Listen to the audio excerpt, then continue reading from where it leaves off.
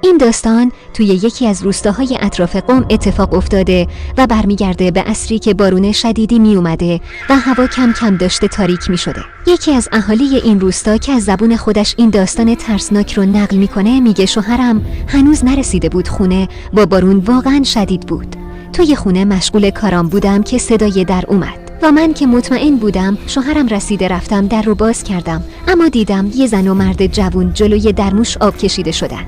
به من گفتند ما غریبیم و اگر محبت کنی تا بارون بند بیاد بیایم توی خونه شما بمونی. من که میدونستم اگه شوهرم بفهمه که راه ندادم بیان تو ناراحت میشه، با روی خوش گفتم آره حتما بیاید و کلی تعارف کردم بهشون.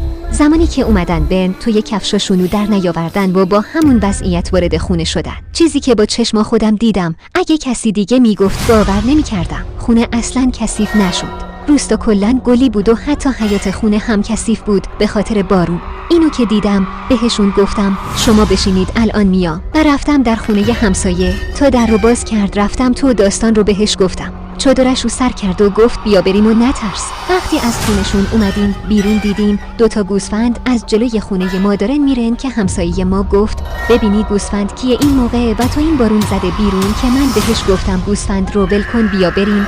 تو شک نکردن. رفتیم تو و کل خونه رو گشتیم اما هیچ اثری از اون زن و مرد ندیدیم. من که زبونم بند اومده بود به زور به همسایه گفتم به خدا اینجا بودن که پرید وسط حرفم و گفت آره تو درست میگی و من باید میفهمیدم اون 2 گوسفند همونا بودن که داشتن میرفتن از توی خونه تو. وقتی شوهرم اومد داستان رو برای اون تعریف کردم که گفت خدا رو شکر که اتفاقی برات نیفتاد.